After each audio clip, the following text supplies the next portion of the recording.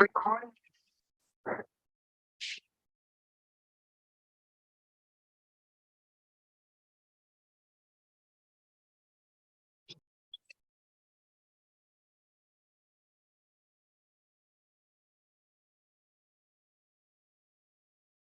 We are live, everyone. Good evening and welcome to the 50th chapter in the series of masterclasses brought to you by the Academic Council of Indian Association of Surgical Oncology. I invite IASO President Dr. P.K. Das to kindly open the session today. Sir. Good morning, Dr. Arey, and good evening, everybody. So, Honorable Dr. Chandrakant Arey from US, Honorable ISO advisors for the ISO Masterclass, Dr. Sanjeev Misra, Dr. Raj Govind Sharma, Dr. Arnab Gupta, and Dr. Sadasivam. Honorable Dr. Ravi Kannan with Padma Shri Dr. Ravi Kannan from Silchar and Dr. Pawan Gupta from New Delhi. And I must address Dr. Subramanyaswar Rao and Dr. Season, who has really taken a lot of effort to continue this ISO Masterclass till it is a Golden Jubilee function today, as we are seeing today. My esteemed examinees, Dr. Joshna and Dr. V. Shah, and Dr. Chandra Mohan, our secretary, ISO, and last but not least, all the audience of this today's evening. So, as you know, ISO Masterclass is the flagship program of our ISO academics for last 3 years. And today's chapter is something special. So we have with us Dr. Chandrakant Arey from US, who will be just addressing we all. And he is a professor of surgical oncology and global health and vice chair of education, Department Surgery, University of Nebraska Medical College, Omaha. So he is our ISO coordinator for last so many years, and he is instrumental getting IASO and SSO relationship very stronger and stronger. And he has got a very keen interest in the field of medical education and research. So may I request Dr. Arey, please speak a few words to the august audience and for about 2 to 3 minutes and with a by lighting the lamp. Okay, Arey, I'll try not to take too much time, but I do want to say a few things. First and foremost, it's always my pleasure, honor, and my privilege to be interacting with good friends and colleagues from India. And I've said this many times, I do this in other parts of the world, but nothing gives me more joy when I'm doing anything in India. The next thing I do want to say is congratulations to everyone that's been involved in this. IASO leadership over the years, we have Dr. Das, Dr. Chandramohan, but also more importantly, the leadership at Basavatarakam, Dr. T.S. Rao and Srijan Shukla for reaching this very important milestone. And the reason I say that is there are 3 things that most of us do: clinical care, education, and research. And education sometimes can become the stepchild because we all are so busy. And I'm sure it's not that much different in India than it is here, but education doesn't bring in any revenue. It's a one-way traffic, but it's our obligation as leaders in education to make sure that one-way traffic flows well. And for you all to do this, even during the thick of the pandemic, is just an amazing achievement. So that is just hearty congratulations to Dr. T.S. Rao, Dr. Srijan Shukla, and the IASO leadership.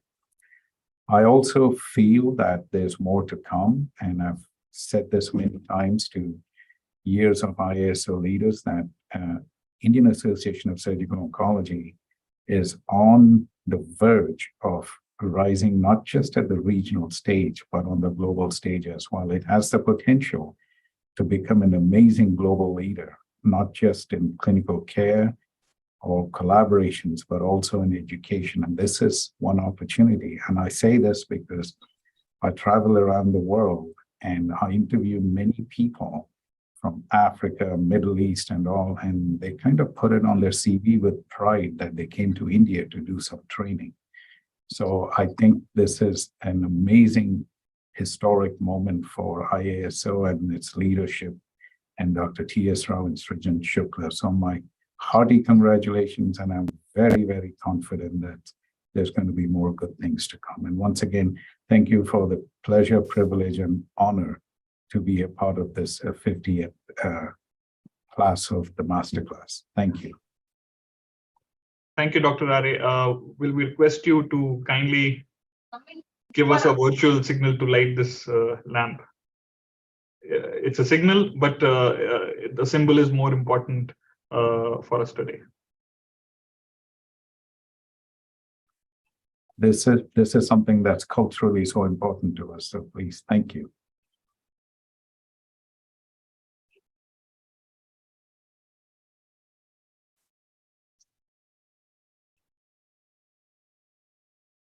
Congratulations to everyone and good luck for the next 50.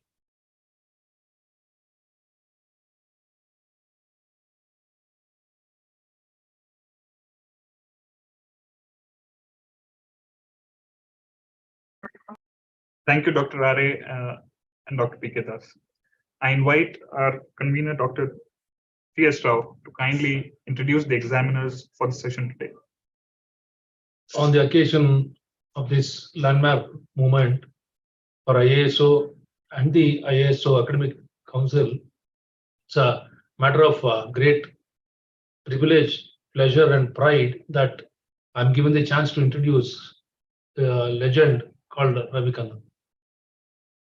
All of us know him. Among the surgical oncologists in the country, he's a household name. He's currently the director of Kachar Cancer Hospital and Research Center. He has served as the head of Department of Surgical Oncology at Adyar Cancer Institute before he shifted to Silchar. And apart from many other awards, he's the recipient of the prestigious Padma Shri in 2020.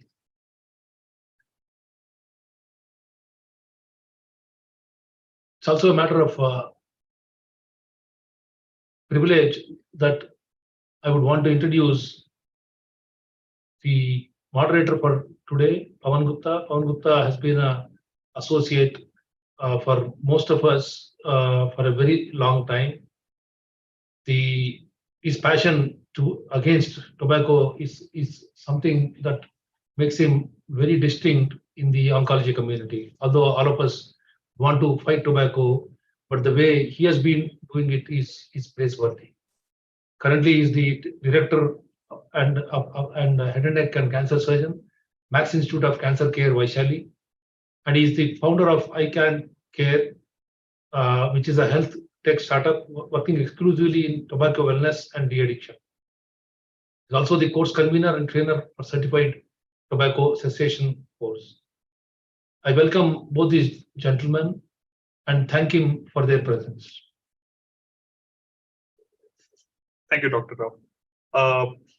I welcome our examinees for today, Dr. Jyotsna Goel, who's a resident in the Department of Surgical Oncology at HPGIC Cuttack, and Dr. Veer Shah, who's a resident in Department of Surgical Oncology at GCRI Ahmedabad. A few instructions for the session. The webinar will have two parts. The first part will be a mock exam, and the second part would be the expert talk. For the first session, which would be the mock exam, to our examinees, Dr. Jyotsna and Dr. Veer, we request you to give to-the-point answers to the questions that are being asked. It's not expected that you will know everything. So there's no harm in mentioning that you don't know something. It saves us the time and it maintains the flow of this webinar pattern. And it's up to you to catch the hints that our examiners will be giving you for sure. For our moderator, Dr. Pawan Gupta, we request you to please address the examinee by their name to avoid confusion. So Dr. Jyotsna and Dr. Veer, this will ensure that there's no confusion and ensure that both of them get equal opportunities to answer the questions. To both our examiners, Dr. Pawan Gupta and Dr. Ravi Kannan, in interest of online viewers who are present today, as well as viewers who will be viewing this on YouTube later, we request you to give the expected answers to the questions that you have asked in case they have been incorrectly answered or remain unanswered. For the participants in the audience who are live today, we see a few senior IASO members. We thank you for logging in and we appreciate your inputs as well. Please put them into the chat box, which comes into the chat. The residents, you can post your answers as well as questions into the Q&A or the chat box, and I will make sure that the things that don't get covered will be answered in the last Q&A with the examiners session. I'll be doing the timekeeping job. I'll be reminding our moderator at 30 minutes and 45 minutes, and at the conclusion, which would be 60 minutes. With this, I would like to invite our moderator, Dr. Pawan Gupta, to kindly share his screen and take over the proceedings for the mock exam. Thank you.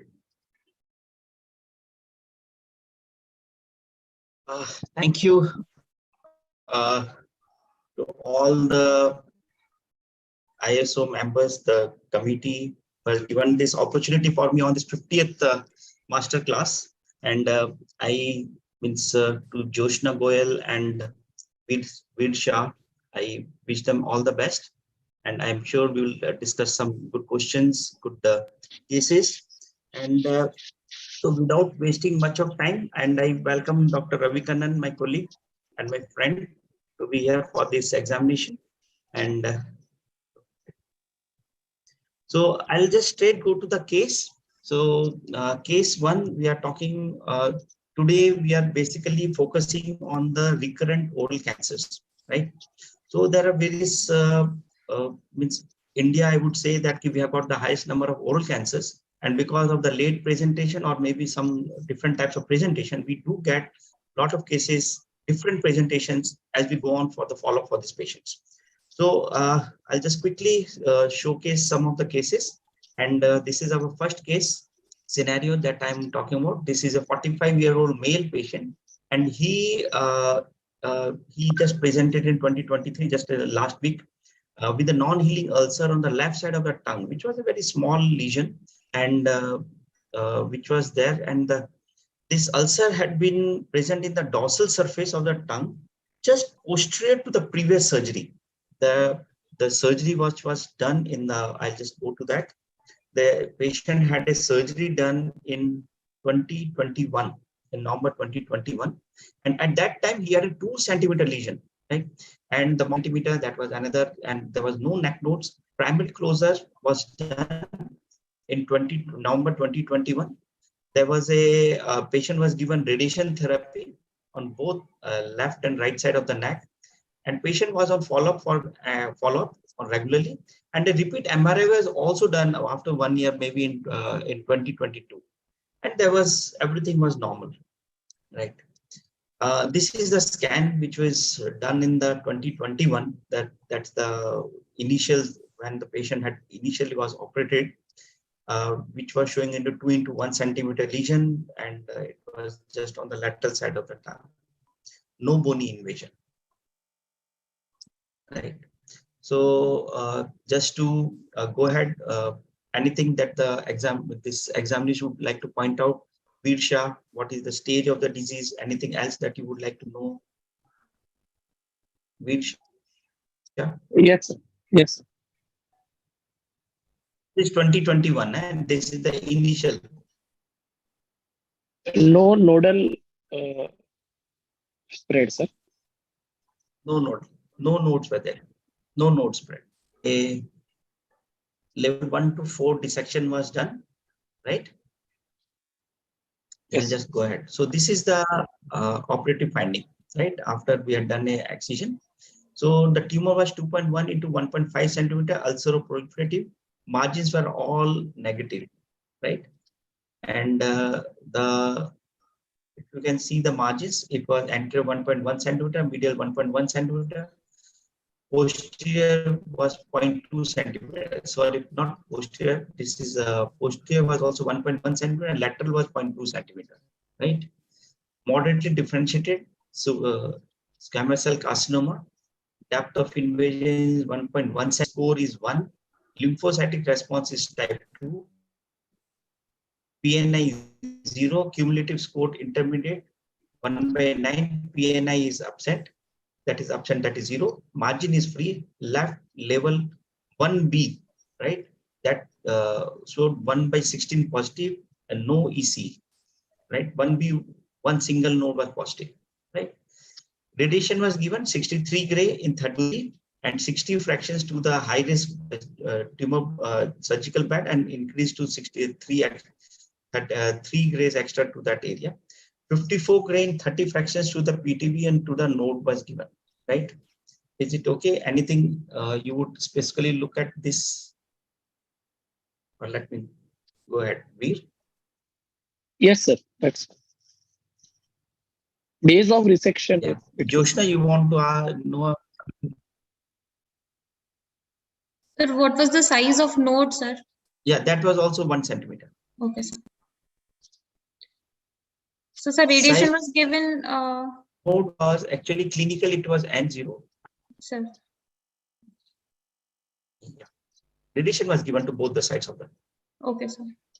So radiation. Now this patient has come after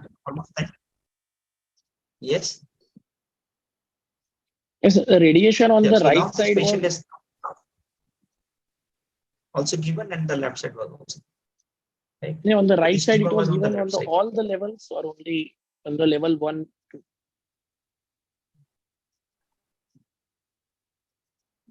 All the levels. Okay. Right. So this is in June 2023. That is just recently. This patient has come with a 2 into 1 centimeter ulcer. Sorry, this is 1 into 1 centimeter ulcer-proliferative growth, just posterior to the lesion which was earlier seen. Right, from the earlier when the surgery was done, this was just posterior to that.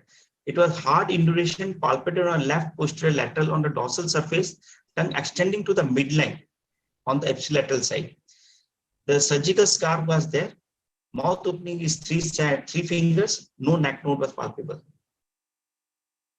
So this is the picture of the present, and then this is the tongue area. This is a small ulcer that you can see here. And this is the PET scan in 2023. That is the recent 2023. The patient had come with the PET scan to us. And this was posterior left partial glossectomy with the metabolic active focal lesion along with the resected margin of the posterior 1/3 of tongue that was there. There was active margin just behind the earlier surgery. Right? No nodes, no distant metastasis. So investigations has been done.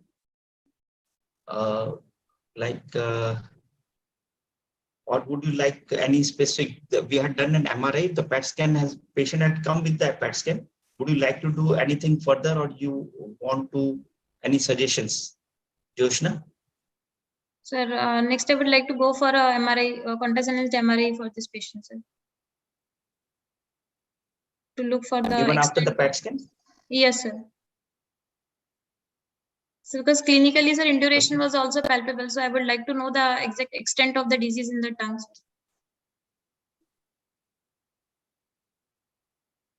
So this MRI has been done, which is showing there is an extension of the tumor which is going almost to the midline. It is not crossing the midline. It is also extending to the base of tongue. So there was the ulcer was small, but the induration was quite a big one. So no cervical lymph nodes. So I'll stop my present share and we'll go ahead with Dr. Ravi Kannan and all the other advisory members for questions to the examinees.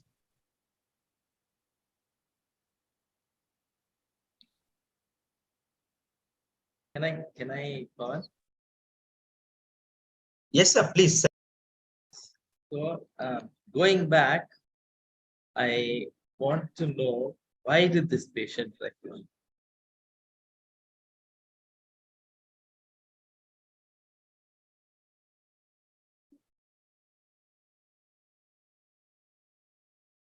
Anybody, Jyotsna or Veer?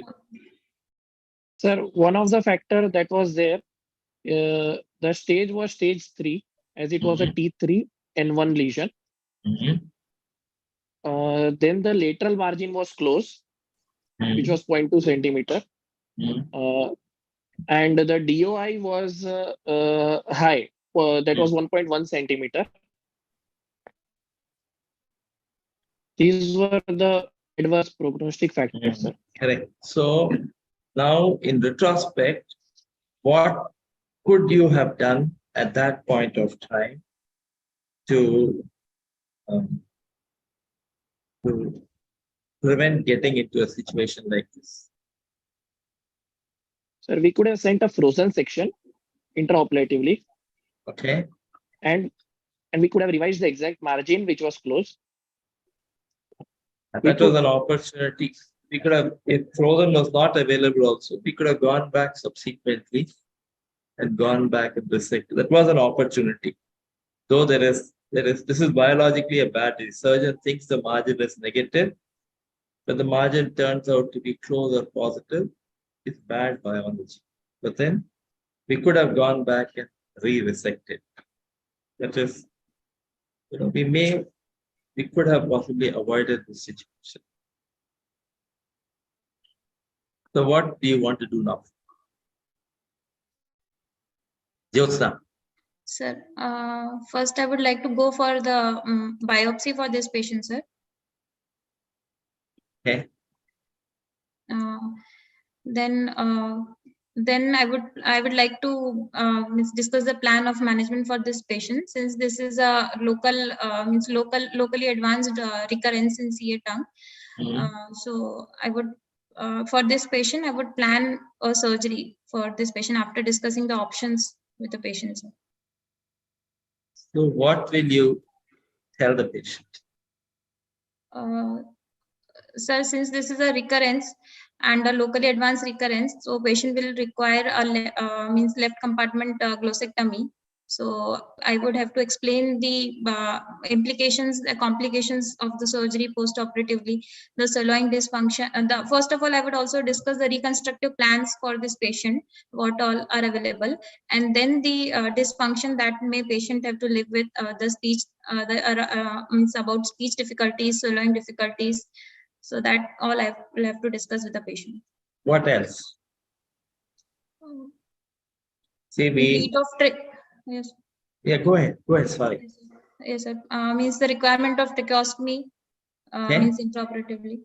Okay. What else? Veer, do you want to add to what she says? See, she is Sir, I saying. would first. Yeah, go ahead. Sorry. Go ahead. Sir, I would first like to do an examination under anesthesia. Okay. Or I would like to check if he is allowing easily on fiber optic scopy. I would like to check exactly the posterior extent of the disease. Okay. Whether up to where the induration is going and how much margin I will require, whether that will save the base of the tongue or not. Okay. I would also like to check the extension into the floor of the mouth during the examination under anesthesia or fiber optic scopy. Okay. Then, sir, if it is not involving the base of the tongue, and based on the findings regarding to the floor of the mouth, I would explain the plan of surgery to the patient after checking his fitness.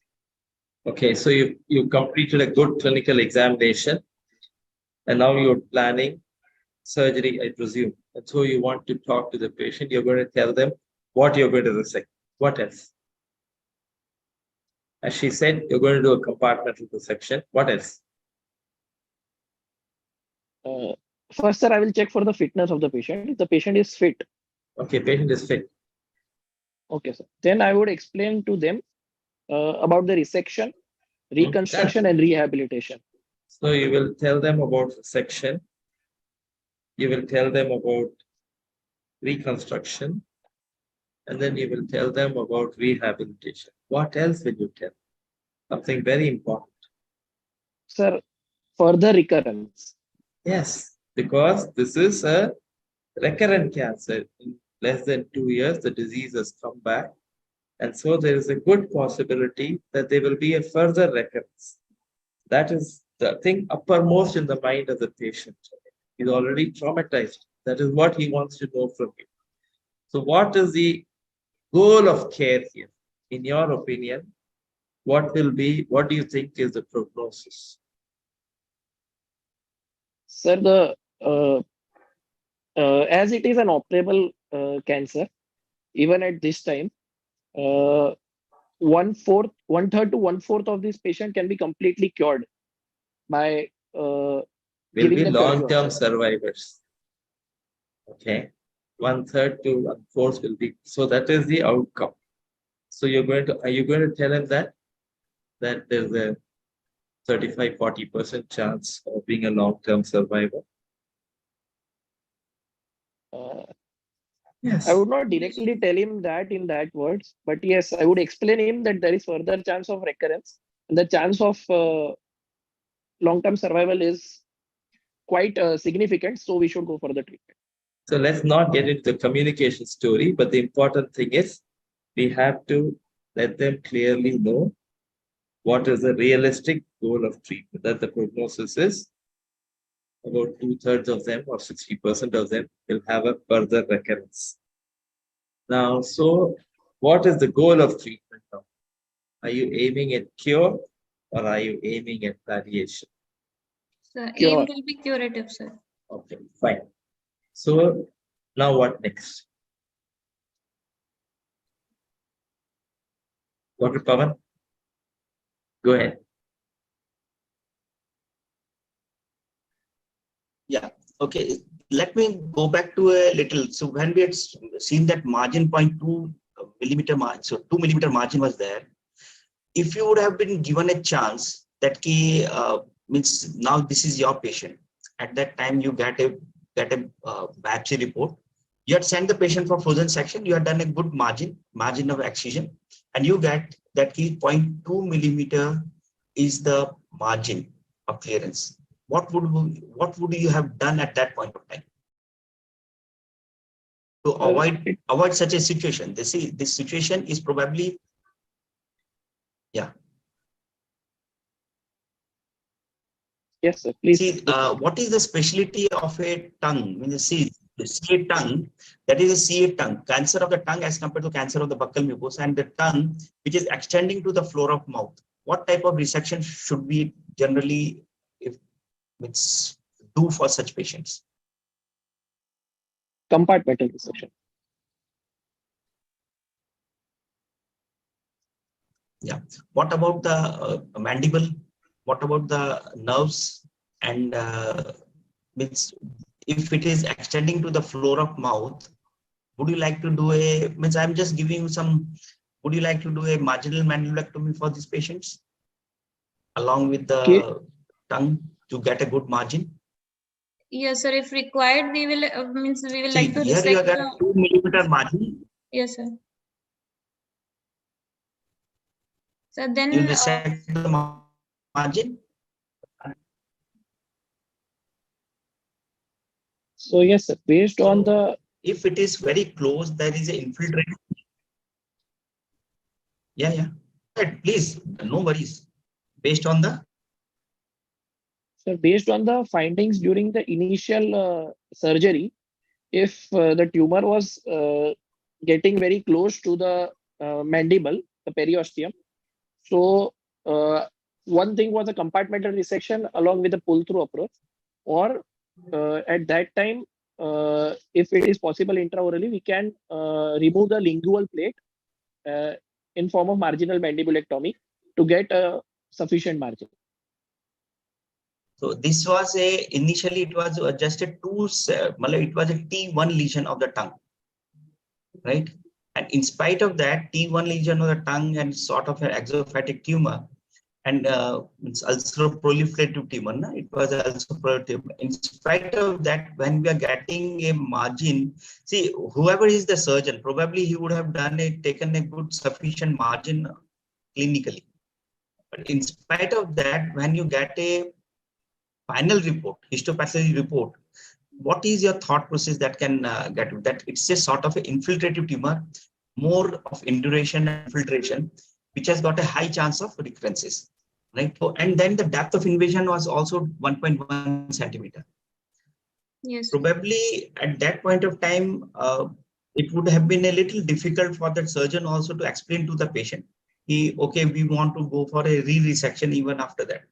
Now, let me ask you another question. Suppose if you send it for a frozen section, what margins do you send the frozen section? On the specimen side, or you take an extra margin from the patient side and you send for margins? How do you send the margins for how do you judge between frozen section? So specimen oriented margins are preferable over the cavity margins, sir. Yeah. Why do you say so? Sir, because the what happens in the tongue, specifically for the tongue, you know, the other maybe different. Yes, sir. So because it is a muscular. Yes, sir. Because it is a muscular organ. So once we means there is a shrinkage of once we resect out, so there is a shrinkage of the rest of the margin. So we won't be able to, and there is a retraction. So we won't be able to know the exact site of the margins from where we have resected, and which might be the positive margin. So the chances of missing the positive margin would be more when we send the cavity margin rather than sending the specimen margins. So at the first instance itself, we have to take a good margin, because even after frozen section, even if we take extra margin, we may not be still sure that we have done the justice to the patient. Yes, right. So in the initial resection itself, we should be made sure that we have got a good judgment is very much required in the case of cancer of the tongue, right? Okay. So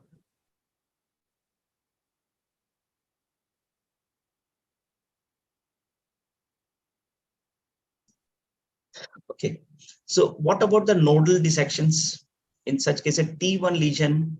So we have got a lot of papers, T1 lesion of the tongue lateralized.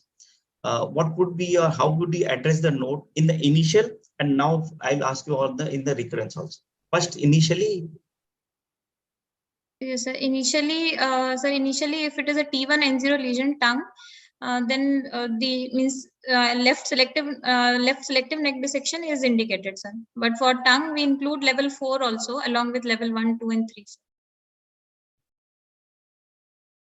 Veer, anything you want to say?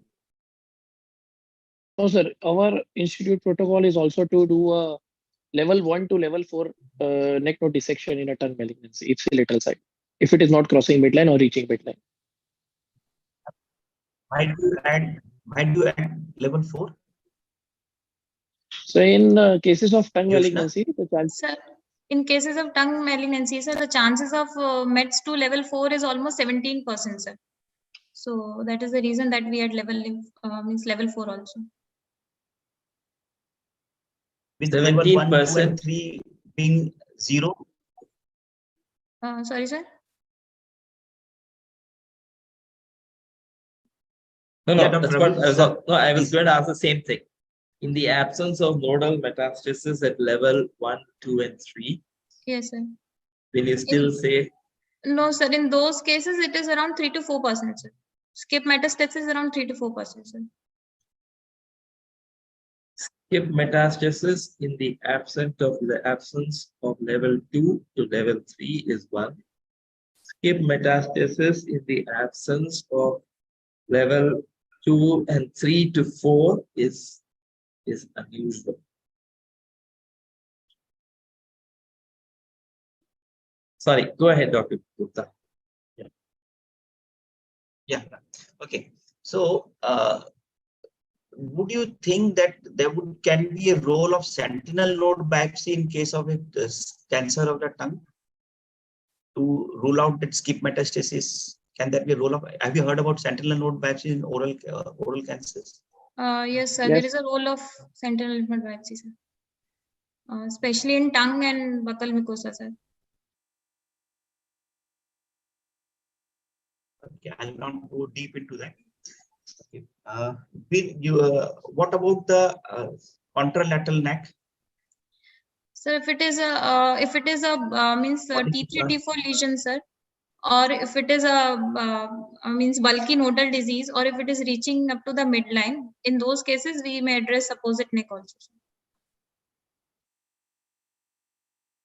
What Okay. is the chance of metastasis on the Sorry, sir. what is the percentage? What is the chances of metastasis to the opposite side in T1 or T2 lesions?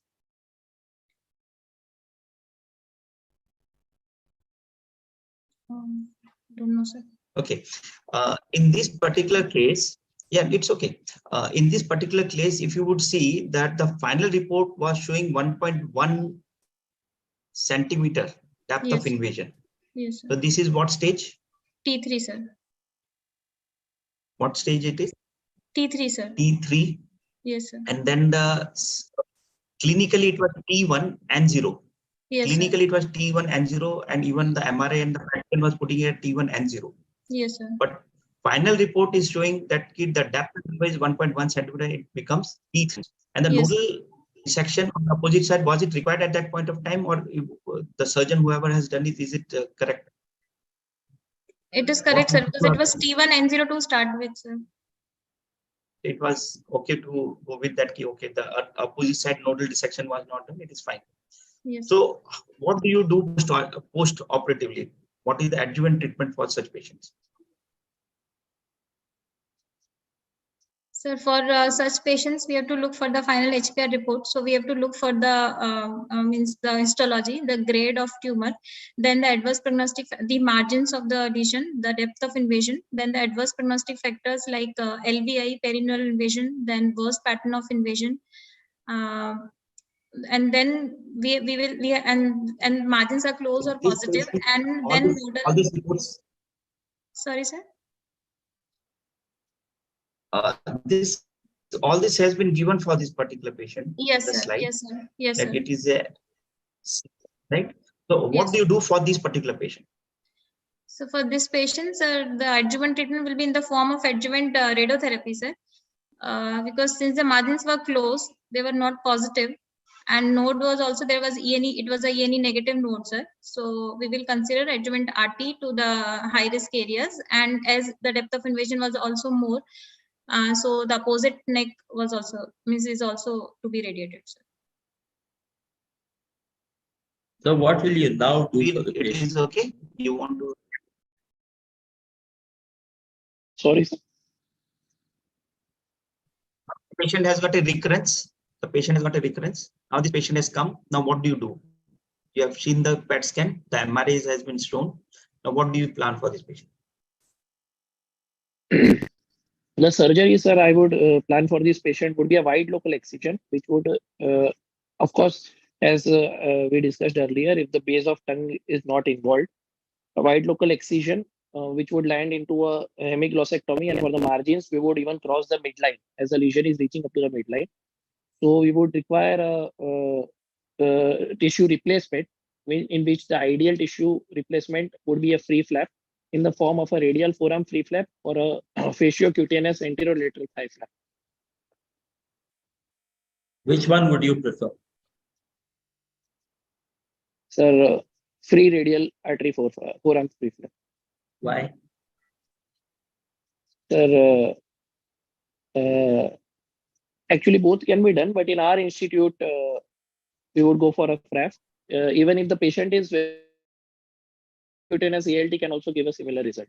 See, the volume defect will be substantial here. Your resection will cross the midline. You will resect a lot of extrinsic muscles of the tongue.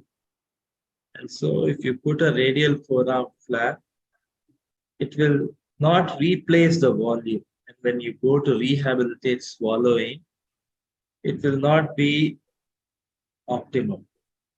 Yes. So in a situation like this, it may be good to use a bulky flap with a lot of fat. If you use a flap like a pec major, in the beginning it will be bulky, but the muscle will atrophy. And so finally there will be a shallow gutter. Whereas if you use a lateral thigh flap, fat will remain. So the fasciocutaneous lateral thigh flap may be a better flap that you can plan for this particular situation. Yes, sir. Even the donor side morbidity with ALT would be less. Yeah, you can do a primary closure. Yes. Because it won't be a large effect.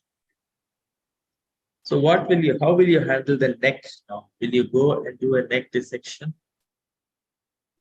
Yes, sir. I would do neck dissection on the right side. As there are no nodes on the left side, and earlier left level 1 to 4 dissection was done on the left side. So I would do a comprehensive neck dissection on the right side. Why comprehensive neck dissection? This is not even crossing the midline. This is only approaching the midline.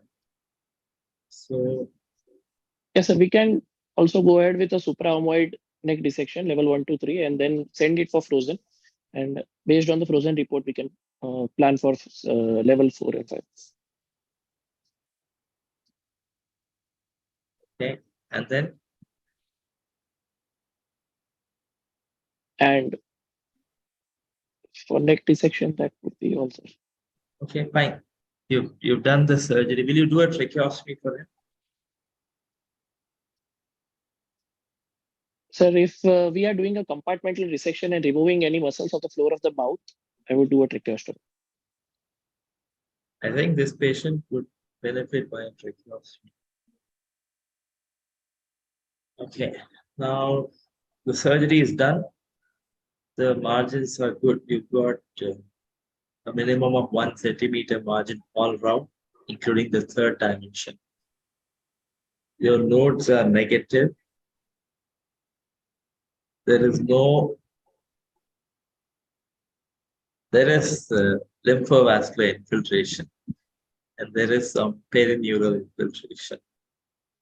Now, what do you want to do? Sir, I would discuss the plan with the radiation oncologist, depending on the radiation that he would have given to the critical structure in the first time, which include the spine, basically. Depending on that, we would think about the risk-benefit ratio for re-irradiation. So, when will you consider patient for re-radiation? Adjuvant Sir, re-radiation. You have done the surgery. We all agree that for recurrent disease, if surgery is possible, surgery should be carried out. And so you've done surgery, done a good resection. When will you think of re-radiation? sir, when the stage is high, so basically the T stage, if it is T3, T4, if the nodes are positive, and if there are positive margin is there, any of the margins here, margins are negative. If margins are positive, you will consider re-radiation. Okay. If nodes are positive, you will consider re-radiation. Will you? Sir, after discussion with the radiation oncologist, depending on the number of nodes that are positive and the risk-benefit ratio. Okay, what else? Depending on the adverse prognostic factors, which include the grade of differentiation, LVI, PNI, worst pattern of invasion, and the margin status. So what will you radiate? Will you radiate the primary or will you radiate the neck also? Sir, if the nodes are negative, we can consider only radiation to the primary.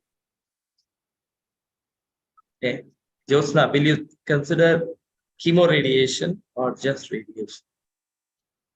Sir, I will consider only radiation, sir. If margins are negative and only single node is positive, sir. Nodes are negative. Nodes are negative. We are talking of the second resection. Second surgery. Yes, sir. We're not talking of the first. That is over. That Yes, story is yes, finished. sir. I will consider only re-radiation, sir. Dr. Pawan. I have heard just Dr. Veer saying about his management. Joshna, would you agree to it, or do you have anything else to say? Sir, I would like during surgery, sir, because we have planned reconstruction for the patients of free flap. So I would like to do a left side comprehensive neck dissection, and right side I will not address, sir, because already it was irradiated and it is node negative, sir. So I will address only left side comprehensive neck dissections.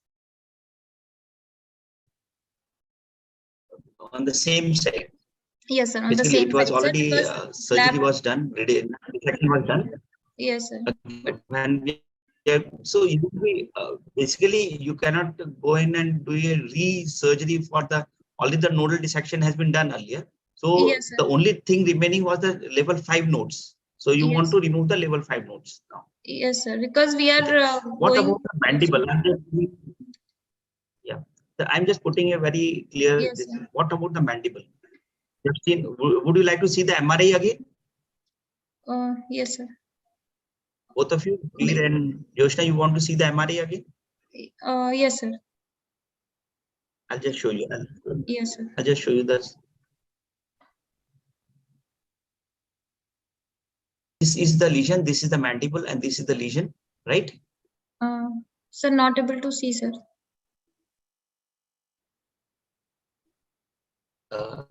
It is, okay, it is still loading. Now it is there. Okay, Yes. you can see now, Yes, sir. right?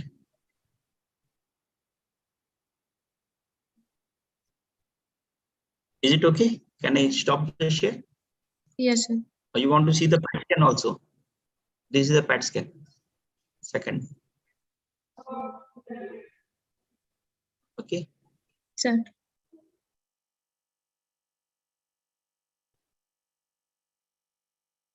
This is again showing the lesion here.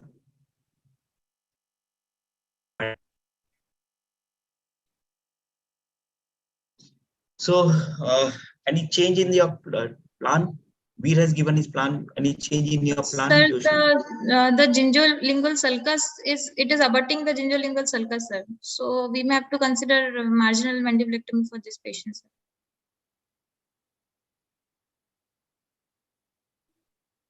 Okay, the depth of invasion is also seen. It is almost going quite thick. So, Sir. would you like to go for marginal or a segmental? Sir, the height. For the clearance? Yes, sir. It's okay.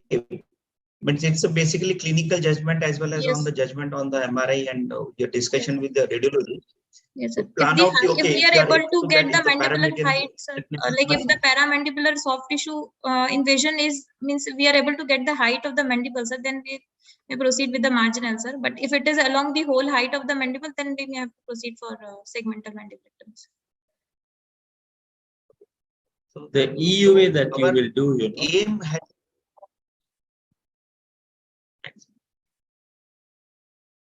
examination and anesthesia before going for a resection. You have to replan.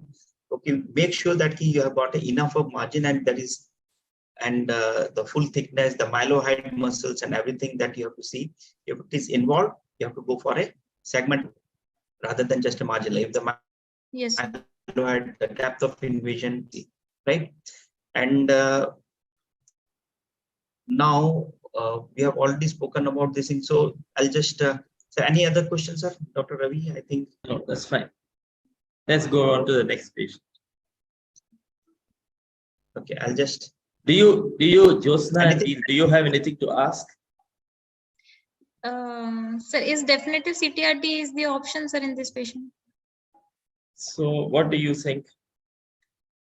So because it's extensive disease, mandible bone is not involved, just abutting the sulcus, sir. So, sir, definitive CTRT is also one of the option considering the morbidity of the If surgery. the patient declines surgery, Yes, sir. then definitive CTRT can be considered. Our primary advice is resection. Yes, sir. Because it is resectable disease and general Yes. condition is good. Yes, sir. If the patient declines for whatever reason, then we will consider chemoradiation. Sir, what would be the neck nodal management in this patient actually? So if the tumor does not approach, see the thing is contralateral nodes can, because the ipsilateral nodes have been dissected and also radiated. So all the lymphatic pathways would have been altered.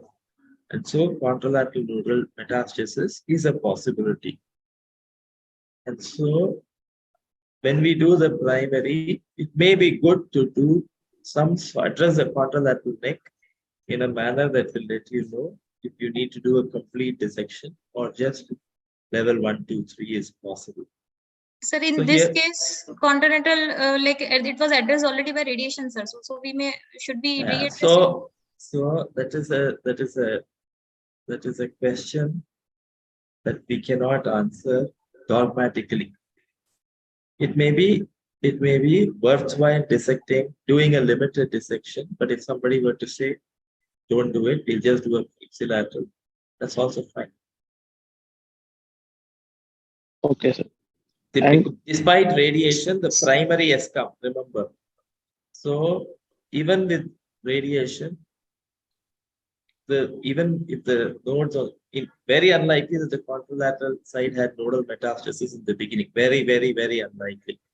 But now it's a possibility. Clinical examination, ultrasound, PET, MRI, everything is negative. So it's a reasonable assumption to say that there are no metastasis in the opposite neck. But then it may be good to do a limited dissection and then take a call. sir, if the tumor is involving the entire height of the mandible on the gingival lingual side, can we get away by doing a lingual plate vertical marginal mandibulectomy rather than a segmental? So that's people have talked of it, but that is not in the long run, that mandible will fracture. So it may be good to do a segmental resection and replace it with a prefibula.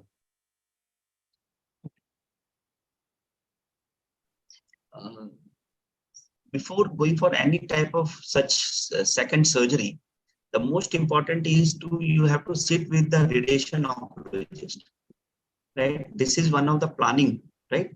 Whether the tumor that has come now, was it that in the same irradiated area, was that addressed earlier?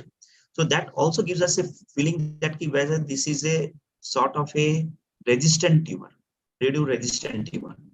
Right. So again, this becomes even more important that we do a proper surgical resection for this patient, because again, the re-radiation may not work. The contralateral side has been already irradiated. Again, as Dr. Ravi has said, it has to be on our clinical judgment. And then again, also talking to the radiation oncologist, discussing what was the area of radiation, what was the doses of radiation that was given, how many fractions and what was the total grades. That will also give us a judgment whether we think that okay, we want to, suppose if I just 45 grades, maybe we want to address the other side neck. But here, if it was almost like 60 grades given onto the opposite side, we may think of that okay, it is going to be quite a difficult task also in the surgically removal. But yes, that is another thing that a judgment has to be taken with proper ultrasound, MRI, PET scan, everything done that it shows that there is no neck metastasis. Then only you can think of just addressing the primary. So I'll go to the next. Actually, we are at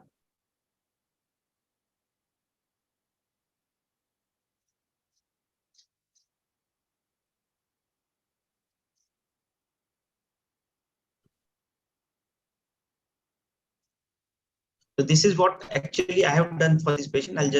We have completely removed the mandible, segmental mandibulectomy, complete dissection, right? The tongue, you can see almost 3/4 of the tongue has been gone. Base of the tongue, this is the margin, the base of the tongue and everything that has been removed.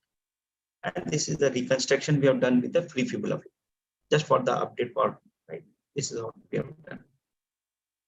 So this is case 2. Let's say it's now we will be going very fast and short cases, right? 43-year-old with cancer of the alveolus, operated in February 2021 with good rehabilitation. Radiography, radiotherapy, 63 gray was given as the usual day. On follow-up in 3 months, PET scan shows solitary lesion in the lungs. I'll just show you this. This is the lesion you can see here, right? A complete dissection, right? With marginal, with the prefibula reconstruction has been done for this patient, right? This is the post-op. This is just the rehabilitation part. This is again, right?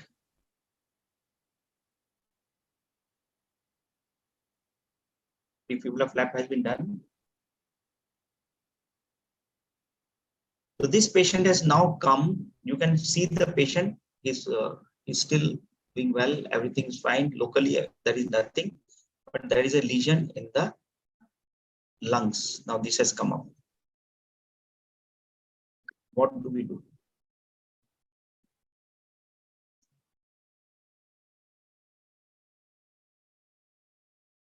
Okay, solitary lesion. There is no other lesion, only one single lesion.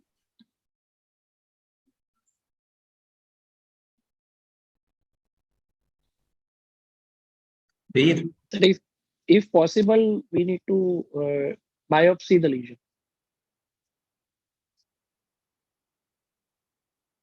How will you If it is biopsy? not possible,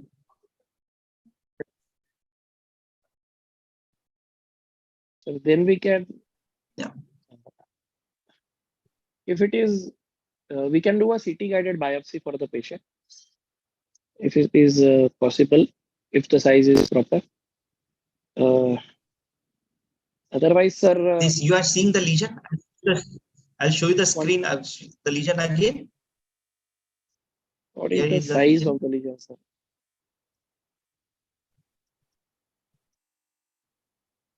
It's quite substantial. It must be approximately 2 into 2 centimeter or even more than that. And you can see the shared like... line. You can see the lesion. PET scan. Yes, sir. Yes, sir. Yes. Yoshna, you can also see. Yes, sir. Yes, sir. This is the lesion in the lungs. Solitary lesion in the lungs. Almost like it would be almost like 3 centimeter, I believe. Yes, sir. Seems like a Now central what? lesion. So bronchus, it is near to the, looks like it is near to the bronchus. Sir.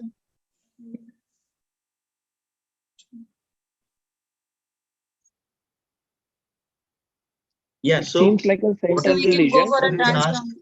how will you do it?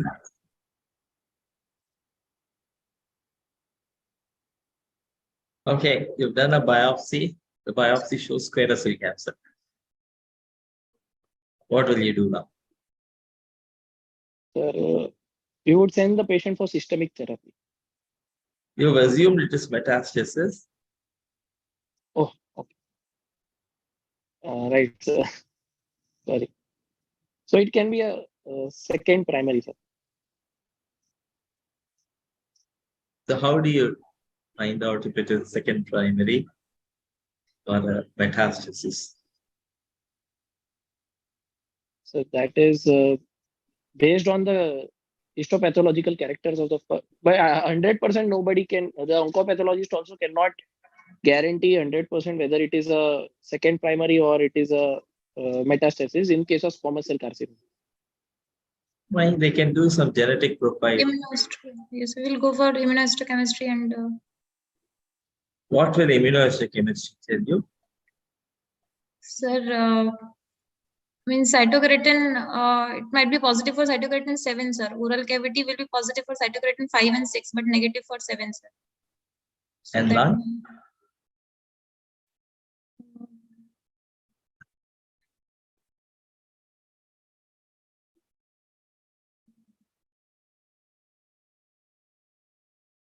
Lung may be positive. Sir. I think immunohistochemistry may not help. Sir. I don't know. I will go back and check, but I think it may not help. If you do some genetic profiling, you could possibly do something with microsatellites or something. You could possibly have an idea as to whether it is a metastasis or a second primary. Now, we are not able to make out. We cannot do genetic profiling. We've done the FNAC that shows squamous cell cancer. This is what we are left with. This is what it is. Now, how will you deal with it? He's 47 years old And this has recurred after he was operated in 2021. And now it has recurred in the lungs after 2 years. There's a recurrent new lesion in the lung at 2 years. Yes. So how will you deal with this?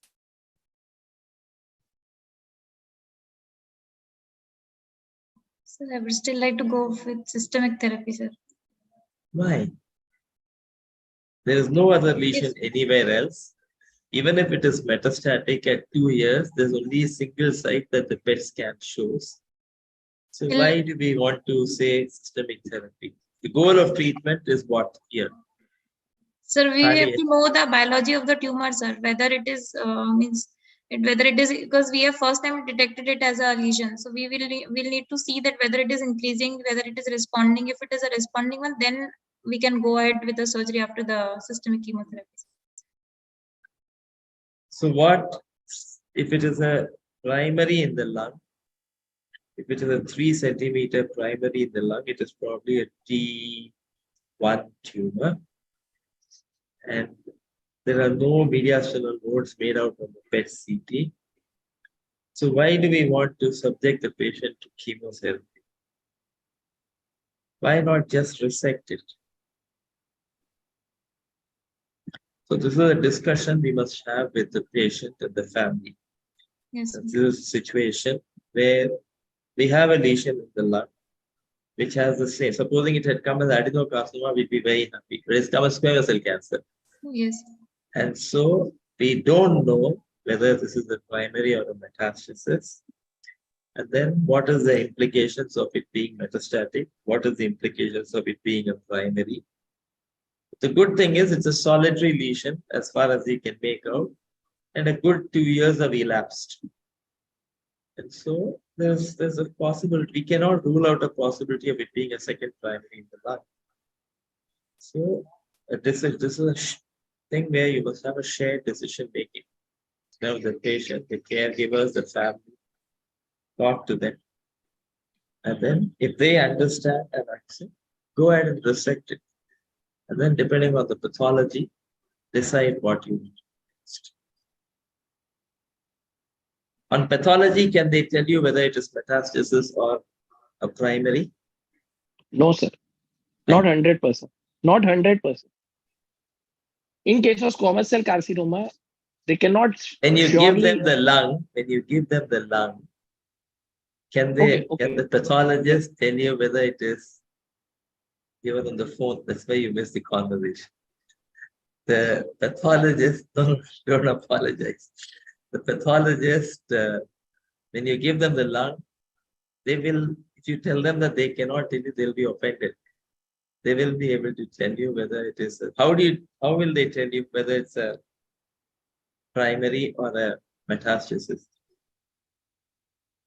Pathologically, how will the pathologist indicate whether it is a metastasis or a primary?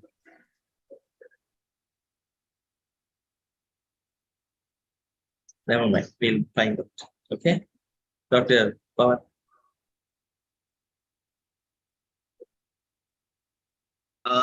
My question to both of you is, how do you follow up a patient after the primary has been treated? Why should this patient would have come at 3 centimeter lesion? What is the regular follow-up of such patients? After the surgery, that the patient had a mandibulectomy, fibula flap, how do you follow up these patients?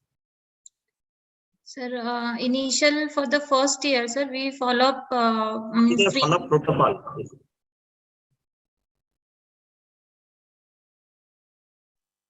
Sir, initially we follow the patient every week.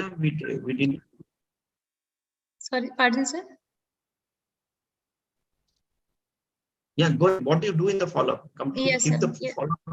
Yes, sir. Yes, sir. So for the first year, the recommendation is 1 to 3 monthly, sir. So we follow in our institute, we follow a 3 monthly regimen, sir. So we'll be doing a complete clinical examination, sir. And imaging, mainly for the first 3 months, we do a PET CT, sir, for a baseline imaging, sir. And then every 3 months, we follow up these patients with complete clinical examination, the neck examination of the oral cavity and oropharynx, as well as the neck examination, and ultrasound we do for the neck examination. And then if the subsequent for the subsequent visit also, if the imaging is negative, then we repeat only ultrasound, and annually we do a PET CT, sir. And sometimes when PET is not available, we go for a chest screening and neck for ultrasound for the first year. And then for the second year, we do a 6 monthly follow-up, sir. But in the cases of when we are going for a free, when cases in which the reconstruction has been done, it is very difficult to sometimes to assess clinically. So in those cases, we do a imaging 6 monthly. Wait, So initially, what about after the you? radiation has been complete, 3 to 4 months after the radiation, we usually get a CT scan done of the PNS, neck, and thorax region. If that is negative, we would follow up the patient for 3 months for the first year, do a clinical examination. If any doubt is there, we would further investigate, followed up by 6-month examination for the second year, and then yearly examination. And 6 monthly, we do TSH levels also, sir. Okay. This patient was a smoker. He was a smoker and he did not stop smoking. Yes, sir. Right. He was a continuous smoker. Anything to add in your follow-up? Yes, so then we have to See, why did this patient have it? What is the chance of metachronous lesion in the lungs, or in the oropharynx, or in the hypopharynx, it is around or in the esophagus? Yes, sir. It is around 3.3% per year, sir. The cumulative 10-year incidence rate is around 8% for the second primary, sir. So is a chest X-ray required for such patients, or just we always do a PET scan and MRI and local imaging? See, this could we have picked up this? The question is, could we have picked up this when this was even earlier, instead of waiting till it was 3 centimeter region, right? Yes, So the thought process should be on that area, right? And if it is a smoker and he has not stopped smoking, then patient has a high chance that this patient is likely to have a metastasis or a second primary in the lungs. Yes, sir. Or he might have a recurrence in the similarly aerodigestive tract, right? So that is another thing that we have to consider while we are trying to follow up these patients on a regular basis. So quickly, I will go to the next, sir. Ravi, sir. Yeah.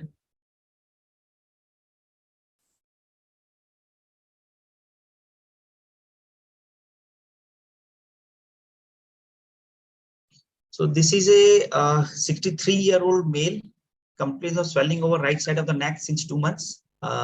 History of swelling, smoking BD, 2 packs per day for 20 years, and alcohol.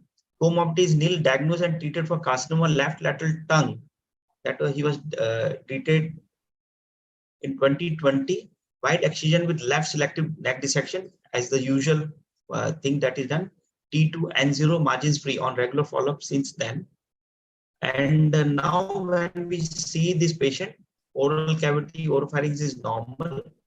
Neck has got a single lymph node, level 2 node palpable around 1.5 centimeter to 1.5 centimeters. Right? That is the finding.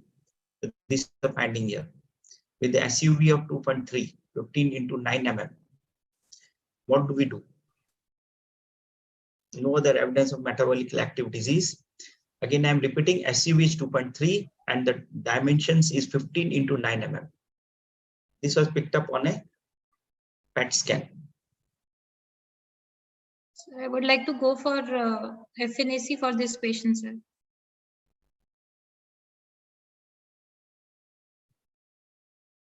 Okay. Veer? Yes, sir. A USG guided FNAC for the patient. Why USG guided?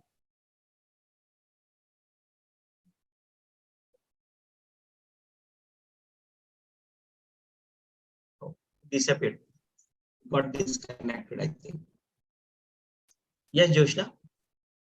Sir, if clinically it is means it is form hard node and it is means there is no necrosis or anything on imaging, then we can go with a means unguided biopsy, means plain biopsy, plain FNAC also, sir.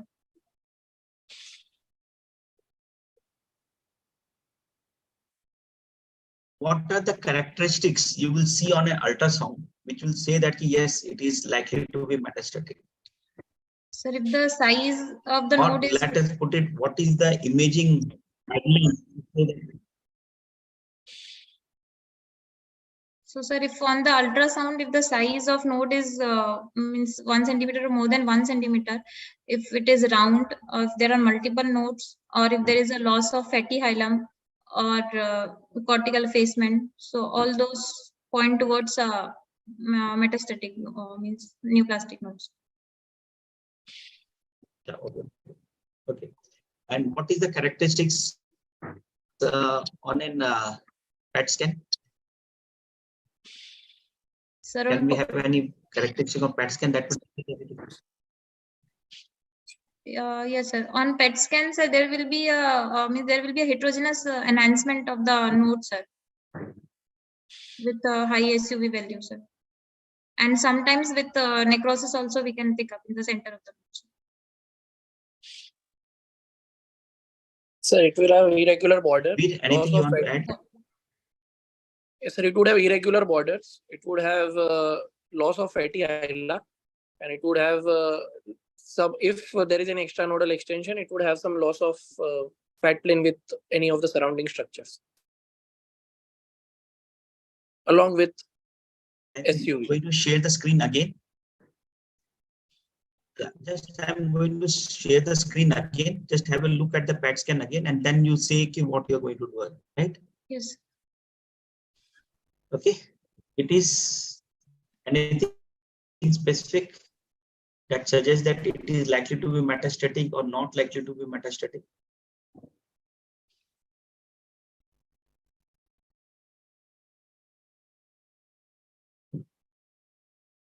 It is on the opposite side, right level 2.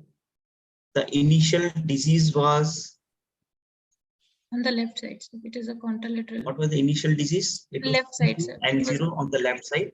Yes, sir. Right. Okay. Now it is, what is the size of the tumor? What is the size of the lymph node? So it is more than 1 centimeter, sir. Border is irregular. And it is oblong. Yes, sir. Right? It is not rounded. Yes, sir. Rounded would have been 15 into 15 mm. This is not rounded, 15 into 9 mm. And the SUV is? Low, sir, 2.3. So these are very common thing that you may get when you are doing a PET scan. Now on your clinical judgment, we'll have to decide, right? So this particular patient, of course, to make sure that you are not missing out, what are you going to do? As you have all said that you will get an ultrasound of the guided FNAC, yes, sir. Guided FNAC, which will suggest, right? So with this finding on the PET scan, my diagnosis would be that probably it is just a reactive node. I won't go directly, but yes, I have to confirm with the FNAC. Right. Had it been 15 into 15 mm or even 10 into 10 mm, then if it was a rounded, and then of course an ultrasound. We don't have an ultrasound finding yet because I would definitely go for an ultrasound and try to find it out. So I'll, sir, any questions, sir? Dr. Ravi, over to you. So there are some questions in the question answer box.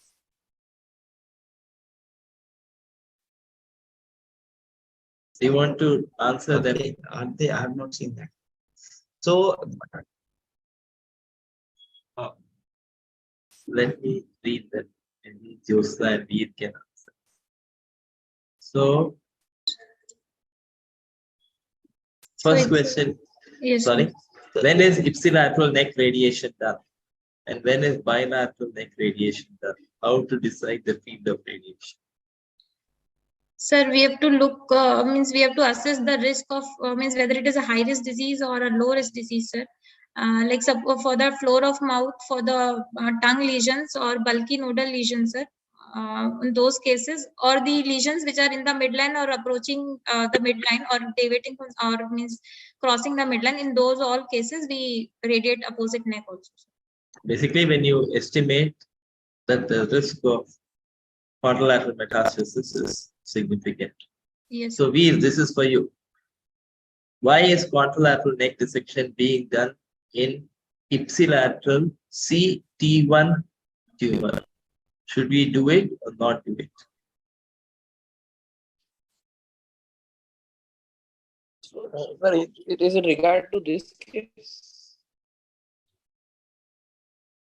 I am not sure, but the question is, if it's an ipsilateral T1 tumor, should we do a contralateral neck?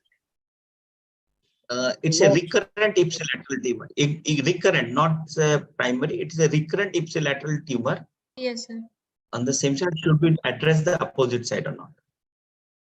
If Yes. it is reaching up to the midline, I think we should address the opposite side. If it is not reaching up to the midline, and even if it is a recurrent tumor with no nodes in PET scan or the CT scan, we can, after discussion, we can consider for observation. But if I were to operate, I would still do a contralateral level 1 to level 3 node dissection at least.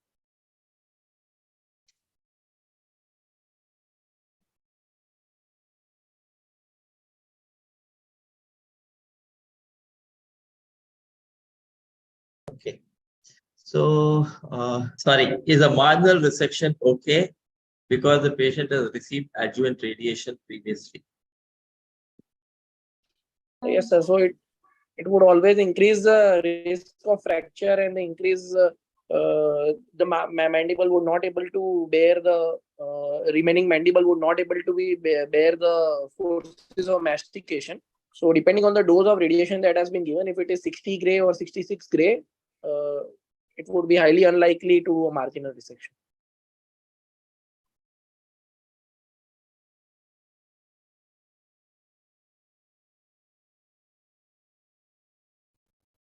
Okay, I think that's the next another question. What would be the indication for adjuvant CTRT? So if the margins are positive or if there is extranodal extension, what is the indication present. for adjuvant CTRT?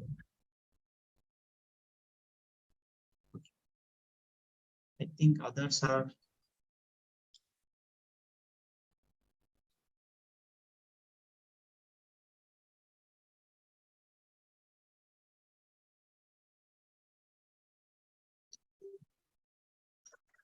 I think most of the questions are answered in the chat box. Otherwise, it is. Yeah. So I think you've decreased my work significantly by covering all the Q&A. At least most of it. I will still go through the ones which are remaining, and we'll. I think we'll proceed to Dr. Kannan's expert talk with our moderator's permission. Pawan sir, anything remaining from your side, or should we go to the expert talk? Is it okay? It's okay. We should go ahead with the expert talk. Right, sir. In the meanwhile, you can go through the chat box, sir, and whichever questions you want to answer, you can put the answer there itself. I request Dr. Ravi Kannan to kindly load his screen, and we are all ears for his expert talk, sir.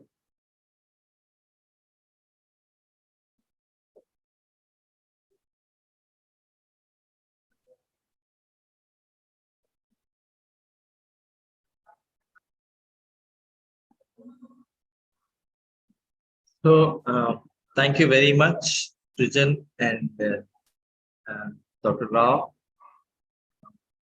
So, I will focus on recurrence and I will not talk of second primaries. So, I would like to address these questions through the next 15-20 minutes, whether we want to distinguish whether it's a second primary or a recurrence. Does it matter to management? How do we decide the intent of treatment by predicting outcomes?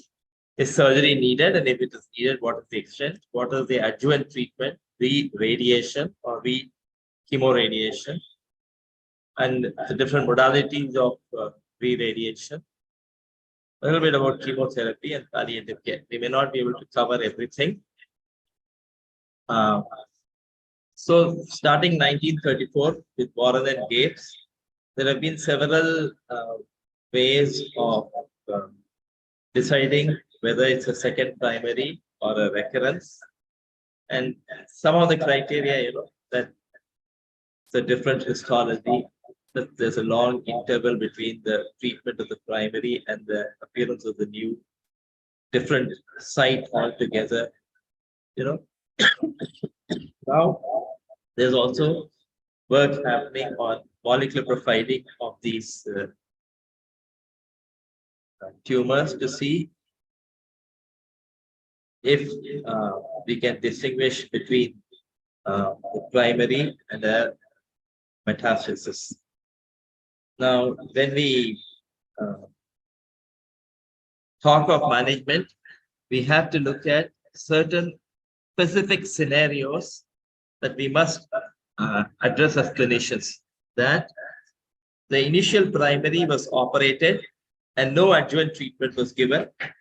The initial primary was operated and adjuvant radiation or chemo radiation was given, and that the initial treatment was radiation or chemoradiation, which achieved a CR and no surgery was done. Then the next set of scenarios will be based on the location. If the recurrence is in the field of radiation or at the margins or at a distance from the primary site, is it in the resection? If surgery was carried out, is it in the resection bed, at the surgical margins, or at distant sites? And whether only the primary site has a recurrence or there is nodal recurrence. We must also take into cognizance whether it's an early recurrence or a late recurrence, whether it is resectable or unresectable, and of course, whether it is a recurrence or a recurrence following treatment of a recurrent disease. Now, most tumors recur in the first 2 years after treatment, and carefully elicited histories, physical examination can sometimes detect subtle changes. We can pick up these recurrences early. And ultimately, our clinical examination, the palpation, even though it is imperfect, is often most important in picking up a recurrence. There are challenges to identifying recurrences because these patients have pain, and that pain must always be managed before we go on with other things. Oftentimes there is trismus, there is a lot of edema following the primary treatment. There are radiation and chemotherapy changes, induced changes in the mucosa and soft tissue. Sometimes it becomes very difficult to identify a recurrence. And then there is scarring and fibrosis in the tissues in the mouth and neck. Sometimes there is residual ulceration following completion of radiation when the tumor has necrosed completely, and sometimes very difficult to distinguish between just plain residual post-radiation ulcer or residual cancer. And then osteoradionecrosis is always the big herring in the. So when we have to investigate for a suspected recurrence, clinical examination, and then there is imaging, there is CT scan, the MRIs, PET, and each one is complementing the other. And sometimes we may end up doing all of this. And then, see, remember, oral cancer, oral patients with oral cancers oftentimes will have second primaries in the esophagus. So an upper aerodigestive tract and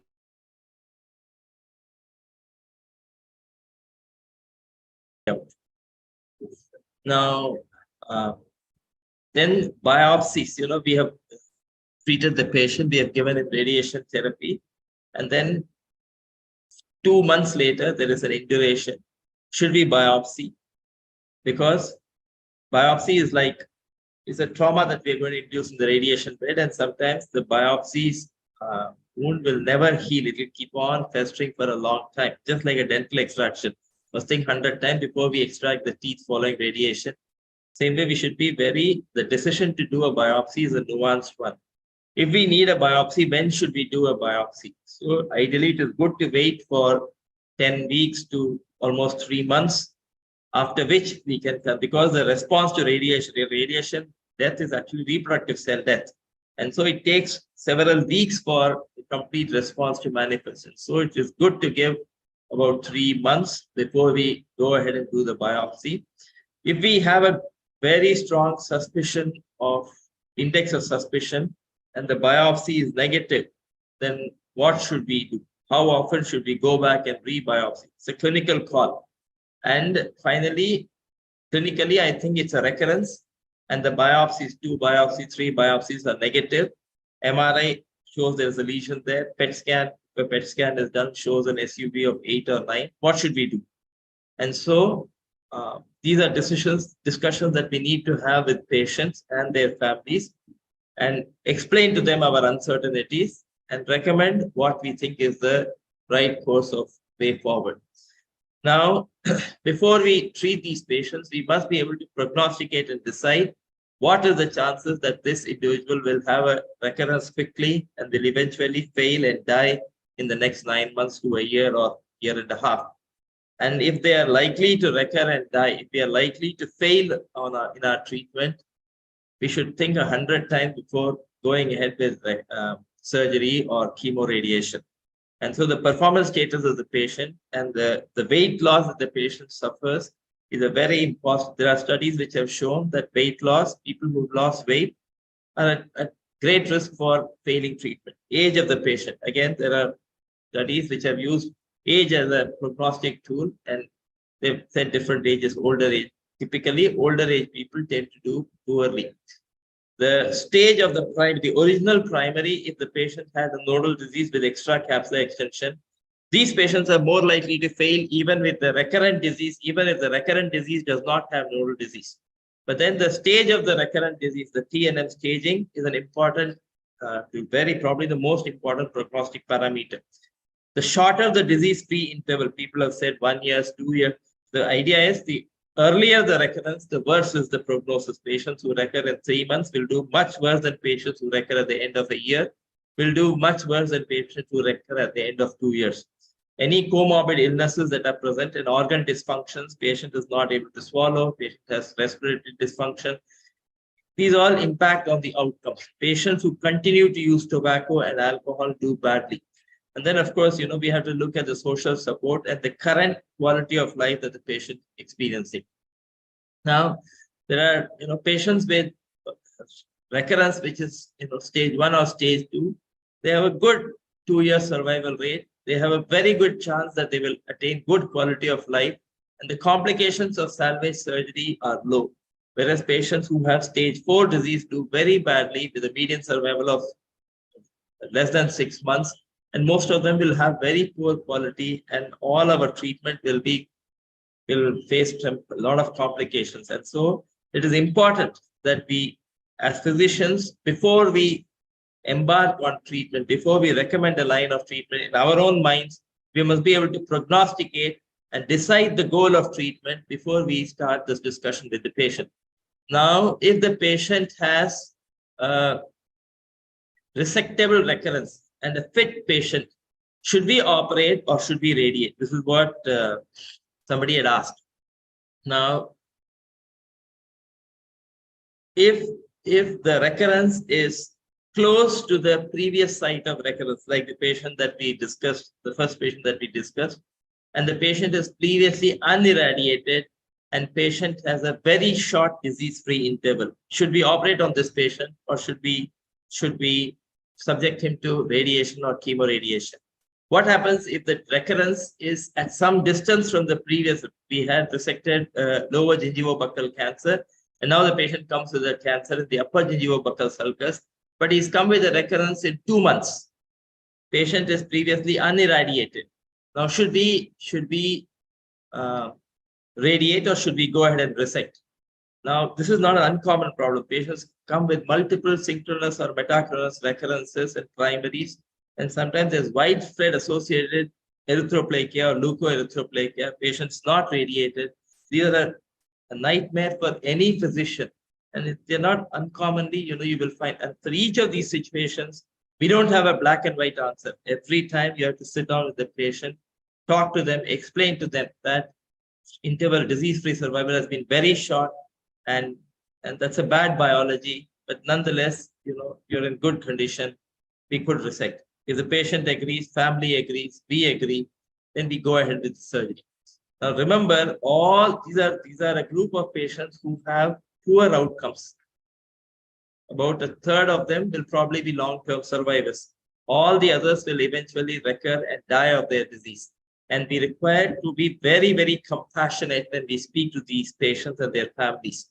The most important thing is when they come to us, the first thing to do before we discuss all this is to make sure that we control their pain and manage their distress. Unless we do that, they will not be in a situation to talk to us and make rational decisions. Thorough discussions, clear, transparent decisions must be had with the patient and the family. We must clearly outline the prognosis, explain all the treatment options, and the realistic goals of recurrence-free survivals and the quality of life that will ensure after treatment. Now, when should we not consider surgical standard answers? The carotid arteries, infiltrated prevertebral fascia, infiltrated skull bases, eroded brachial plexus, cutaneous nodules. Sometimes we will see patients with a recurrence in the oral cavity and the cutaneous nodule. Patients with cutaneous nodules are surgically incurable. There's a lot of diffuse soft tissue disease, extensive large nodal disease with extranodal disease. These are all situations when we would hesitate to resect. When we talk of the management of the primary, again, what applies for conventional surgery, primary surgery applies here also. We must have clear margins. We must have wide margins. We must account for tissue shrinkage. If available, frozen sections may be a good way to go forward. But then remember, when the surgeon thinks the margins are negative and frozen section shows positive margins, even if we go back and resect, these patients have a poorer outcome than surgeon thinks margins are negative and the pathology shows margins are negative, because there is submucosal disease, which is a bad disease. That is what happened with the first patient that we discussed. We must always be prepared for larger than planned resections. So reconstruction must be appropriately planned. And very important, we cannot minimize the need for good understanding of surgery. Now, should we address the neck? It is an N0 neck. If it is an N plus neck, ipsilateral or contralateral neck dissection is mandatory. What happens if it is N0? What happens if the original disease was N0? The patient had a resection of the primary and the neck. Primary had disease, but the neck was negative. There's an ipsilateral recurrence. Should we dissect the contralateral neck? And then we must be prepared with a variety of regional and free flap options, because these are vessel depleted necks. And we must anticipate and be prepared to avoid complications. Now after resection, should adjuvant treatment be offered? First situation is we have done a re-resection. There are no high-risk features and the patient was not radiated earlier. Patient had a T1 cancer in the buccal mucosa. We did a wide excision and patient came back with another T1 cancer in the buccal mucosa. We did a wide excision. No lymphovascular disease, neck nodes are negative, margins are free. Should we radiate? We probably will not radiate. We've had re-resection. Again, no risk features. Previously radiated patient. Will we radiate? Probably we will not re-radiate. But we all agree that when we resect and there are high-risk features, whether the patient earlier or whether the patient was not radiated earlier, the patient will receive radiation this time around. Now, re-radiation typically reserved for patients who undergo salvage surgery but are found to have high-risk features. Patients who are medically suitable for curative intent interventions but are not suitable for R0 resection. These are patients where we will consider chemoradiation. And then there are patients who are not candidates for curative intent surgery. Now, this is a situation where we are considering palliative radiation therapy. We anticipate 9 months of survival. Should we radiate the patient? Should we put them on chemotherapy? These are questions that we don't have straight answers. Why are we hesitant about radiation? Because re-radiation has complications. Carotid artery, 6-8% of people will have a carotid blow-up, osteoartery necrosis, laryngocutaneous fistulae, and of course, spinal cord damage. Now, when we re-radiate, we have to consider what happened the last time round. What was the previous dose? What were the fields? What is the interval between the primary radiation and the radiation that we are planning now? What is the extent and location of the primary disease last time? And what is the current performance status of the patient? And to plan, we are planning now to overcome radiation resistance. And so there may be an argument to include some chemotherapeutic agents. We must look at the radiation volume. Most times, we will not address the N0 neck with radiation therapy. When we have resected the primary, we'll probably give a radiation of 60 to 66 gray. And when we are thinking of primary, radiating the primary with chemoradiation and not operating, we'll probably go up to 70, 75 gray. Now, there are a variety of radiation schedules and several radiation. Now, this is a Vortex trial which showed that radiation and chemotherapy is superior to surgery alone. But this is in terms of disease-free survival, but without any impact on overall survival. This came many years ago, almost 20 years ago. And then people have looked at radiating select groups of people who have high-risk features. And so now, for a variety of situations, we will consider re-radiation when closed margins are there, when nodes in the neck are positive, and the indication for chemoradiation will be probably the same as indications for chemoradiation during the primary surgery. Now, we can, with the availability of IMRT, different varieties of conformal radiation therapy, it is possible to deliver radiation therapy in the recurrent setting with a greater degree of safety. And there are certain situations where we may actually choose to use brachytherapy. You know, when the radiation, the recurrence in the neck, for example, comes along the anterior border of the trapeze, it's probably a geographical miss during the previous neck dissection and radiation. And so these are situations where you can actually dissect the recurrent nodes and apply brachytherapy catheters and radiate them. Now, whatever be the modality, whether you use stereotactic body radiation therapy or IMRT or high-dose brachytherapy, you know, the typical 2-year disease-free survival and local control rates are more or less the same because they all have selection biases. Now, should we consider chemotherapy alone in the treatment of recurrent oral cancer? Chemotherapy alone will not cure any recurrent oral cancer. You can use a variety of conventional chemotherapeutic agents, and there are monoclonal antibodies, and now we have checkpoint inhibitors. And there are several studies that have looked at, there is the different trials, the extreme trial and the trials using monoclonal antibodies, trials using checkpoint inhibitors. There's the keynote, and there. So different, and the benefit out of each of them is in the range of a few months for a tremendous amount of expense. And so these are situations where we need to, again, as in other situations, as a case of surgery, we have to sit down with the patient and take them through what is happening, explain to them the outcomes, explain to them the cost, explain to them the benefit that will accrue and the benefit that will not accrue, and make a shared decision for this. Now, summary is surgery, whenever possible, remains the best option for treatment of patients who have recurrent disease, which offers them a longer survival with the lowest morbidity. Then overall survival remains poor. A third to about a fourth of patients will be long-term survivors. Now, there are good algorithms available that will help clarify this for all of us. And so if surgery is possible, we should consider surgery. If we operated and there are high risk factors in the pathology, we must consider radiation or chemoradiation. If we are unlikely to get surgical margins and we're going to leave behind disease at the time of re-resection, it may be wiser to consider chemoradiation as the primary modality of treatment. Now, we've gone through most of this. Surgery offers the best chance of cure. Re-radiation for a certain number of patients. Re-radiation definitely when we operate and have pathologically high-risk features. Thank you very much.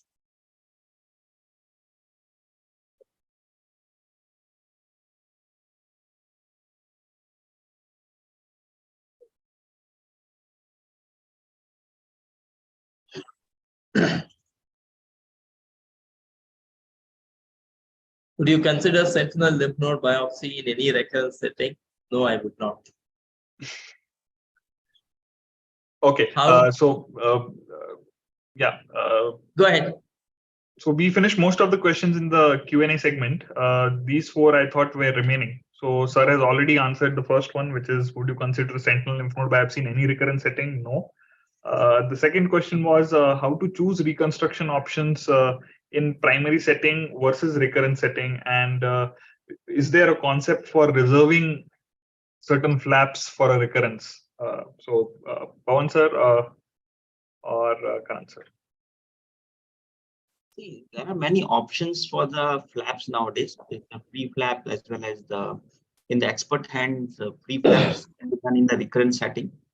And of course, our PMMC flap, the forehead flap, and they come quite handy in a lot of these recurrent tumors.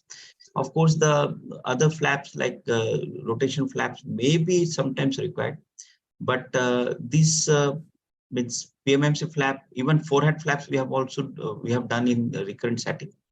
But there is nothing like you reserve certain flaps for the recurrence. We don't expect that we'll reserve certain flaps for them. Yes, if the recurrence comes, it according to the requirement, we'll have to intervene and do the flaps.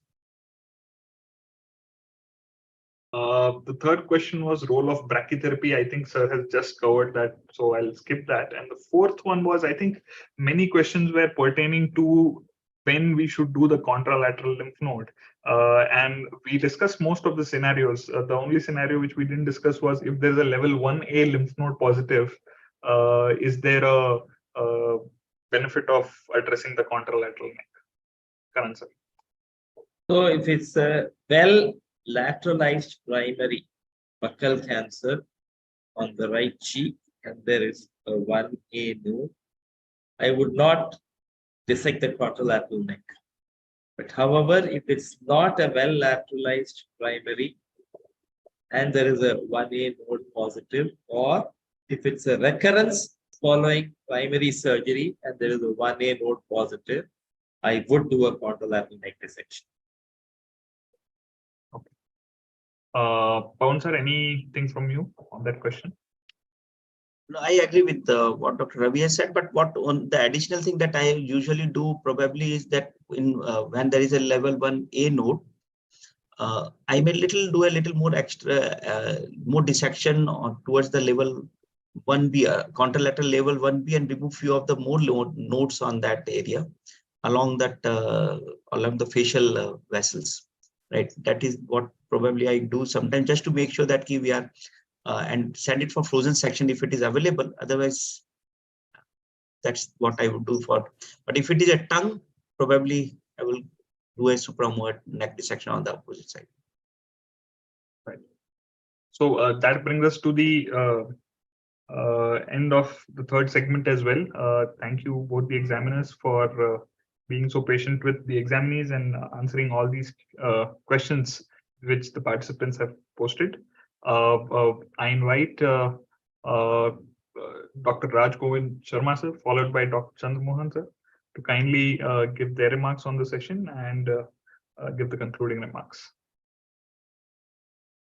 So we had a wonderful session, and I think we have discussed threadbare oral cancer, which is the commonest cancer any oncologist is going to face, and it always creates a problem deciding what we have to do right in the beginning as well as when we have a recurrence. So I think it should be discussed in a multimodality method. All cases, whether it is beginning or a recurrence, should be discussed in a multimodality discussion, and then treatment has to be planned. Having a good plastic surgeon is a blessing. You should be able to resect with confidence that yes, your plastic surgeon is going to reconstruct whatever you. It's always better that you do not do the reconstructions and leave it to the plastic surgeons, or a second team does the reconstruction, because invariably if you have to do the reconstruction, you might compromise. So it is always better that you do the reconstructions by a different team. And I think most of the topics have been discussed. So we have completed the 50th. So this is our jubilee. And we were very lucky to have Dr. Chandrakant and a very good lecture by Dr. Ravi Kannan. Both the examinees, Dr. Jyotsna and Dr. Veer Shah did a wonderful job. And both the examiners very kindly were very kind examiners, Dr. Ravi Kannan and Dr. Pavin Gupta. So we've had a wonderful session. And Dr. Sijan, you've done a wonderful job, Dr. Subrameshwar, and I think Dr. Chandmohan would give the final concluding remark. Thank you. Am I audible? Right, sir. Yes. Good evening. And actually, it was a fitting 50th session with such a wonderful faculty and good demonstration. And since this being a topic like a recurrent oral cancer, the lot of ambiguity was there. But for example, you have to consider there is no straightforward answers. Lot of patient has to be discussed, and that well made out by the examiners. Thank you all. And coming to this program, which is happening to the 50th, I like to say a few words. I am an examiner for MCH as well as GNP. And one thing I noticed, maybe 5 years down before, was there are a lot of places where students are not exposed to good academics, and they wanted some remedy. And fortunately, COVID came with a remedy, which is Zoom meetings. And always any tragedy has its own advantages. And the COVID made the Zoom meetings popular, and we had started discussing that. And I really acknowledge that after the Zoom meetings and by IASO as well as some other organizations, the knowledge level had reached a uniformity among candidates in the country are concerned. I'm really appreciating that change which happened. And and even after COVID has subsided, the Indo-American team went forward with this meeting, and I really appreciate the dedication you have, because attending throughout a meeting for a single day is little daunting task for me. And I was surprised how Dr. Sijan and Dr. Subrameshwar Rao is doing for all meetings, and kudos to you. Really thankful to you. I think that on behalf not only for IASO as well as for the academic community, the students, I really thank your organization and your effort for continuing this meeting. And you have created a benchmark for this meeting. My suggestion that please continue this. And it is almost 3 years since we started the first topics. So it's, rather than going for recurrent topics, we can go again, revisit those areas, because a lot of changes happen. For example, if you listen to the ASCO meeting, which happened last week, a lot of changes are happening. So it's very high time to revisit those areas with new faculty. And also, I saw Chandrakant coming. I suggest that this meeting can be made international also. We can have a international meeting, and really the IASO has the strength to become an international organization, and we can have some session once in 3 months or so, how to include international students as well, so that we can have really reach a global standards in surgical oncology training. With these few words, I thank you all and wish you all. Thank you very much. Thank you, Dr. Chandrammohan. Thank you, Dr. Govind Sharma sir, for your kind words. We'll conclude our meeting for today. Thank you everyone for logging in, and we'll see you again in a couple of weeks on a Tuesday at 7 p.m. Thank you, Kanan sir. Thank you, Pawan Gupta sir. Thank you. Good night. Thank you. Thank you. Good night.